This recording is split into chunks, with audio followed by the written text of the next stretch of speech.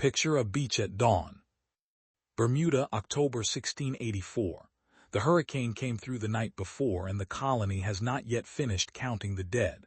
The harbor that was full of ships at sunset is now full of splinters. Masts float in the shallows like broken bones. A merchantman lies on her side 100 yards from where she was moored, her hull split open from stem to stern. 2 fishing boats are simply gone.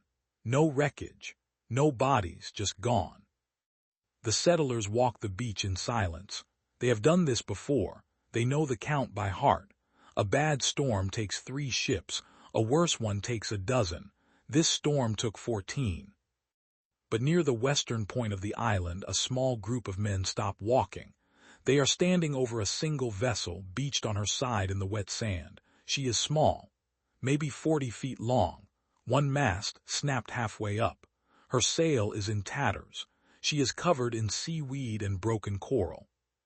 But her hull is intact. Every plank is still tight. Every seam is still sealed. The men kneel down and run their hands along her side. The wood is warm to the touch even in the cold morning air. It smells faintly of something sharp and clean, like a forest after rain. It is cedar, Bermuda cedar, cut from the island's own forests by men who could not afford to import English oak, shaped by shipwrights who had never seen a naval drafting board in their lives, built by people who had only one rule: build her to survive. She survived. And here is the part that nobody tells you about the golden age of piracy. The fastest ship of that entire era, the vessel that pirates loved and navvies feared, the boat that would eventually outrun the Spanish treasure fleet and humiliate the Royal Navy for 30 years, was not designed in a shipyard. It was not commissioned by an admiral. It was not the product of military engineering or naval architecture. It was discovered by accident, by colonists on a small island in the middle of nowhere who simply wanted to outlive the next storm. This is the story of the sloop, not how she was used, how she came to exist in the first place. To understand why Bermuda built the ship that changed everything, you have to understand what the Atlantic looked like in the late 17th century. And the short version is this: it was a graveyard. European shipbuilders had been refining their craft for centuries. The Spanish galleon, the English merchantman, the Dutch flute. These were sophisticated vessels by the standards of their time, capable of carrying hundreds of tons of cargo across vast distances. They had crossed oceans. They had built empires. And in the warm waters of the Caribbean, they were rotting alive. European hull design assumed European water. Cold, fresh, relatively predictable. Oak treated with tar and pitch could last 20 or 30 years in the North Sea. The same hull dropped into the Caribbean would be eaten through in 18 months. The culprits were a fungus that thrived in warm seawater and a small marine worm called the shipworm, which was not actually a worm, but a clam with a taste for timber. The shipworm bored tunnels through oak planks until the hull looked like a sponge from the inside. Captains would careen their ships, scrape the bottoms, and repaint them with toxic mixtures of tallow and sulfur. It bought them time. It never solved the problem. Then there were the hurricanes. Europe had storms. Europe did not have hurricanes. The first time an English captain saw the eye of a Caribbean hurricane, he had no vocabulary for it. The Royal Navy lost more ships to weather in the Caribbean during the 17th century than to combat. Entire convoys vanished. Whole fleets were beached. A single bad storm could erase a colony's economic future. And then there was Bermuda. Bermuda is not really in the Caribbean.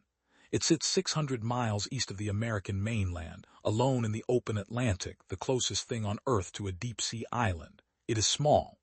The entire archipelago is barely 20 square miles. There is no fresh water beyond what the sky provides. There are no metal ores. There is no large game. And there is no neighbor. The nearest land is the Carolinas, a week's hard sailing in a good ship. For the people who settled Bermuda in the early 17th century, ships were not a convenience. They were the entire connection to the human race. Without ships, there was no food beyond what they could catch or grow. no medicine, no tools, no mail, no news, nothing. So when a hurricane took out the fleet, the colony did not just lose money. The colony lost the ability to survive. The Bermudians needed ships that could outrun storms. They needed ships that would not rot in tropical waters. They needed ships that could be built quickly with local materials, because they could not afford to wait 3 years for an English shipwright to deliver a vessel from Portsmouth. They needed a solution that nobody in Europe was working on, because nobody in Europe was dying from this problem. So they invented one. The first thing the Bermudians had going for them was a tree, specifically Juniperus bermudiana, the Bermuda cedar. It grew thick across the islands when the first colonists arrived, sometimes reaching 40 feet in height. It was, for all practical purposes, the only large tree available. There were no oaks, no elms, no pines worth cutting. If you wanted to build something on Bermuda, you built it out of cedar or you did not build it at all. Nobody chose cedar because it was good for ships. They chose it because it was the only choice. And then they discovered, slowly, what they had stumbled into. Bermuda cedar resists rot. The wood contains natural oils that the shipworm cannot digest and the warm water fungi cannot break down. A cedar hull dropped into the Caribbean could last 15 years without major repair. An oak hull would be unusable in 2. Bermuda cedar is light. It weighs about 30% less than English oak of the same dimensions. A ship built of cedar sits higher in the water, draws less, and accelerates faster. Bermuda cedar is strong for its weight. Not as strong as oak in absolute terms, but the strength-to-weight ratio is excellent. You can build a hull thinner than an oak hull and still maintain structural integrity. And Bermuda cedar smells beautiful. This is not a structural advantage, but sailors who sailed on Bermuda-built vessels mentioned it in their letters home. The cabins smelled like a forest. After months at sea on a stinking oak ship, men noticed. The shipwrights who built with this wood were not trained at any naval academy. Most of them were 2nd or 3rd generation Bermudians who had learned the craft from their fathers. They could not read a draft, and there were no drafts to read. They built by eye, by feel, by the accumulated knowledge of 3 generations of trial and error. What they discovered, through that long process of survival and failure, was a hull shape unlike anything in Europe. First, the hull was narrow. European merchant ships were beamy, wide in the middle to carry cargo. Bermuda sloops were sleek. They cut through waves rather than riding over them. They were faster but carried less. For an island that needed to outrun storms more than haul tonnage, this was an excellent trade. Second, the keel was deep. A deep keel gives a sailing vessel stability and the ability to point closer to the wind. Bermuda sloops could sail almost directly into the wind in conditions where European ships had to fall off. In a chase, this was decisive. Third, the mast was tall, far taller than the proportions of the hull would suggest, and it was raked, tilted slightly backward, which improved sail efficiency in the steady trade winds of the Atlantic. The sail plan was simple. One enormous fore and aft rigged mainsail, 1 or 2 headsails, and that was it. No squares, no yards, no complex rigging that required 20 men to manage. Fourth, the crew was small. A Bermuda sloop could be sailed by 10 men. An equivalent European vessel needed 30. This meant lower operating costs, fewer mouths to feed at sea, and a more cohesive crew that knew each other intimately. None of these features were planned. None of them were the result of a naval architect sitting at a desk in London. Each one emerged from a long, brutal process of building ships that died and ships that survived, and slowly figuring out which ones were which. By the 1680s, the Bermuda sloop was a recognizable type. By the 1690s, it was the fastest sailing vessel in the Western Hemisphere, and word was beginning to spread. In 1687, an English buccaneer named Edward Davis was operating in the Pacific Ocean, on the wrong side of the world from Bermuda. Davis had spent years raiding Spanish settlements along the coasts of Peru and Mexico, accumulating a reputation as one of the most successful and disciplined pirates of his generation. He was not flamboyant. He did not seek attention. He simply took what he wanted and kept moving. That spring, off the coast of Panama, Davis captured a small vessel that had been operating as a coastal trader. She was a Bermuda sloop, built 15 years earlier, sold through several owners, eventually ending up in the Pacific by way of routes that no one had recorded. Davis transferred his crew aboard her almost immediately. He had heard about the design. He wanted to see it for himself. He found out 3 weeks later. A Spanish squadron of 3 warships sighted Davis off the coast of what is now Ecuador. The lead ship was a heavy galleon mounting 40 guns. The other 2 were smaller frigates, but each of them outgunned Davis by a margin of 3-1. In any conventional engagement, Davis was a dead man. He ran. The chase lasted 4 days.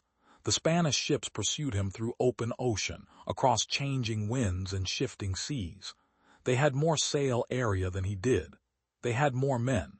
They had every conventional advantage. And they could not catch him. On the first day, Davis pulled ahead by 3 miles. On the second day, by 7. On the third day, the smallest of the Spanish ships gave up and turned back. By the 4th sunset, Davis was alone on the horizon, and the galleon was a smudge of canvas falling behind him. He sailed all the way to a small bay on the coast of what is now Nicaragua, dropped anchor, and made repairs. The Bermuda sloop, half the size of the smallest Spanish ship, with a crew of 45 men against their combined 600, had simply outrun them. Davis wrote about the chase in a private letter to a merchant in London. The letter eventually made its way into the hands of someone in the Admiralty, who read it, set it aside, and did nothing. The British military had a clear idea of what a serious warship looked like, and a small civilian boat from a colony nobody cared about was not it. But other people were paying attention. Word of the Davis chase spread through the buccaneer community within a year. By 1690, every serious raider in the Atlantic wanted a Bermuda sloop. They were stolen. They were copied. They were modified. The original design began to fragment into regional variants, each tuned for different waters and different missions. The most important of these was the Jamaica sloop. Jamaica in the 1690s was a strange place. It was an English colony, but only nominally. Port Royal, the largest town, had a reputation as the wickedest city on earth, a place where pirates, privateers, slave traders, and respectable merchants all drank in the same taverns and bought from the same chandlers. The colonial governor was, depending on the year, either trying to suppress piracy or quietly profiting from it, often both. What Port Royal had that Bermuda did not have was a functioning shipbuilding industry on a serious commercial scale. Bermuda built sloops 1 or 2 at a time when the colonists needed them. Jamaica built sloops by the dozen for any buyer with hard currency, and the Jamaica builders began to refine the design. They built her slightly larger. The original Bermuda sloops were typically 40 to 50 feet on the deck. The Jamaica variant ran 50 to 65 feet. They built her heavier, with thicker planking, to take the weight of armed work. The original Bermuda sloops carried 2 or 4 small swivel guns at most. The Jamaica sloop could carry 8 to 12 real cannons. She was slower than her Bermuda parent, but she was still faster than almost anything else on the water, and she could fight. The Jamaica sloop became the workhorse of the entire Caribbean. Pirates loved her. Privateers loved her. Honest merchants loved her because she could outrun the people who loved her for the other reasons. The men who built these ships are mostly forgotten now. Their names appear in old port records, occasionally in a will, sometimes scratched into the timber of a surviving wreck. They never sailed the ships they built. Most of them never left Jamaica or Bermuda. Nathaniel Lacey worked in Port Royal from the 1690s until the Great Earthquake of 1692 swallowed half the town. His sloops were known for their unusually deep keels and exceptional pointing ability. 3 of them appear in court records as pirate ships captured by the Royal Navy. Lacey himself was never accused of any crime. He simply built boats. What his customers did with them was not his concern. Thomas Tucker was a Bermudian who emigrated to the Carolinas in 1701 and set up a yard at Charlestown. He built sloops for the local merchants and, eventually, for the colonial militia. His vessels were considered slightly inferior to true Bermuda builds because he could not get the same quality of cedar. But they were cheap and reliable, and the colonists bought them as fast as he could lay the keels. John Outerbridge was perhaps the most influential of the 3. He worked in Bermuda for over 40 years. From the 1680s until his death in 1729, he never wrote a book. He never trained an apprentice outside his own family. But the sloops that left his yard were considered by everyone who sailed them to be the finest ever built. When a senior pirate or a senior naval captain wanted the best, they wanted an Outerbridge. None of these men were soldiers. None of them were strategists. They were carpenters with cedar and a lifetime of accumulated knowledge, and they had, between them, built the most effective sailing vessels of their era. The military still was not paying attention. That changed in 1721. By the early 1720s, the Royal Navy had spent more than a decade watching pirates in Bermuda and Jamaica sloops humiliate them across the Caribbean. Pirate captains in vessels barely larger than fishing boats had blockaded Charlestown, looted Spanish convoys, evaded naval patrols, and built reputations that reached all the way to London. The Admiralty had thrown frigate after frigate at the problem. None of them could catch the sloops. None of them could follow the sloops into the shallow water where the pirates lived. In 1721, after 30 years of denial, the Admiralty finally did something that must have stung. They commissioned a sloop. Her name was HMS Ferret. She was launched at Dipford Dockyard on the Thames, and she was, in almost every respect, a copy of a Jamaica sloop with naval fittings. Single mast, fore and aft mainsail, narrow hull, deep keel, 8 guns, a crew of around 80 men. The Admiralty did not call her a sloop in the colonial sense. They called her a sloop of war, a new naval rating they essentially invented for the occasion, because admitting that the Royal Navy was now building copies of pirate vessels would have been politically embarrassing. The phrase sloop of war allowed them to pretend that the design was a fresh military innovation. It was not. It was a 30-year-old civilian invention that the Navy had spent a generation ignoring and another generation copying. The Ferret was sent to the Caribbean almost immediately. Within her first year of service, she captured 2 pirate vessels in waters where no frigate could have followed. Within 5 years, the Royal Navy had built dozens of vessels on her pattern. Some were built in England, some in colonial yards, some directly in Bermuda by the same shipwrights who had been building this design for 40 years. The Bermuda yards, which had been a quiet local industry for most of their history, suddenly found themselves with naval contracts. The Outerbridge family, in particular, prospered. The Admiralty, having realized what they had been missing, paid handsomely for vessels they could not have built themselves. And the sloops did their work. By the late 1720s, the golden age of piracy was effectively over. The reasons were complicated. Royal pardons, hangings, colonial governance reforms, the closure of pirate-friendly ports. But the practical instrument of that ending was the naval sloop. Vessels that the Navy had refused to build for 30 years were now everywhere, and there was nowhere left for the pirates to hide. The military had finally caught up to a civilian invention that had been hiding in plain sight on a small island in the middle of the Atlantic. And then, in the way that institutions do, they pretended they had thought of it themselves. By 1730, the sloop was no longer a Bermudian secret or a pirate weapon. She was everywhere. She was hauling sugar from Barbados, mail from Boston, troops from Kingston, and slaves from West Africa. That last fact is uncomfortable, but it has to be said honestly. The same hull form that made the sloop excellent for hurricane survival and pirate hunting also made her excellent for the Atlantic slave trade.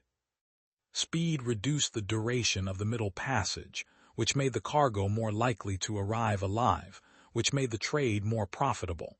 The shipwrights who built these vessels did not all know what their work would be used for.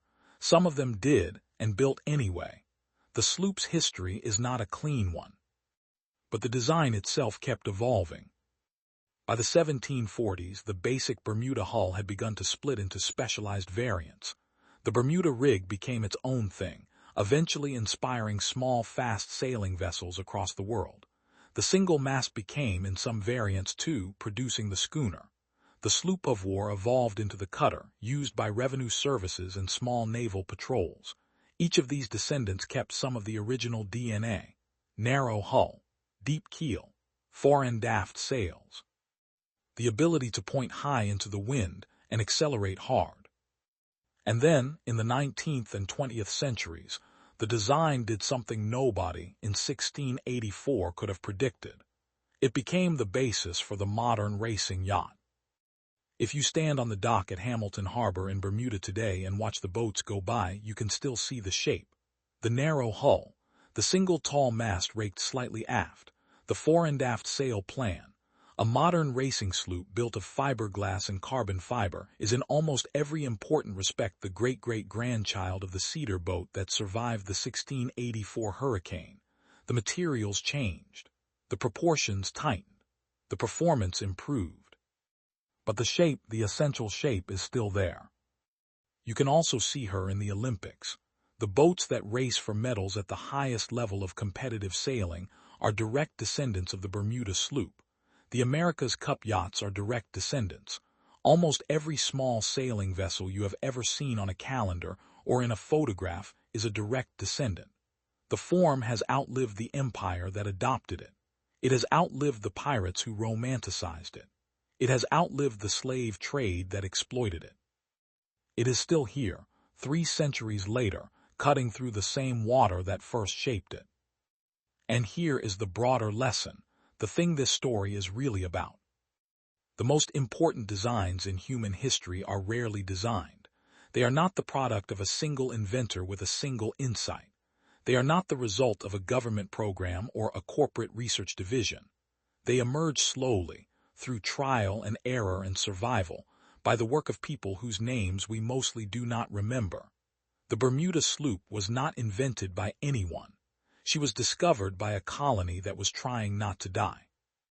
The military spent 30 years ignoring her because she was not built by people the military respected. She was built by self-taught colonial carpenters using a tree that did not grow in England.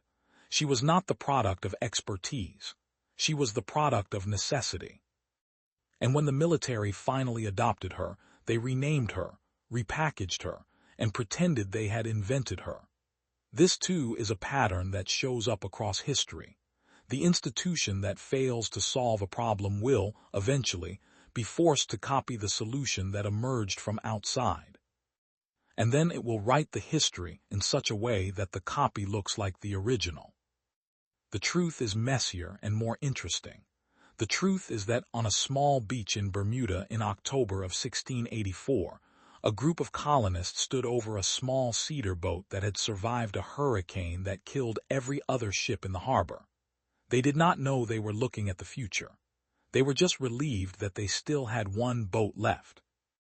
That boat and the generations of boats that followed her would outlast the empire that ignored her, the pirates that loved her, and the navies that finally copied her. She is still on the water today.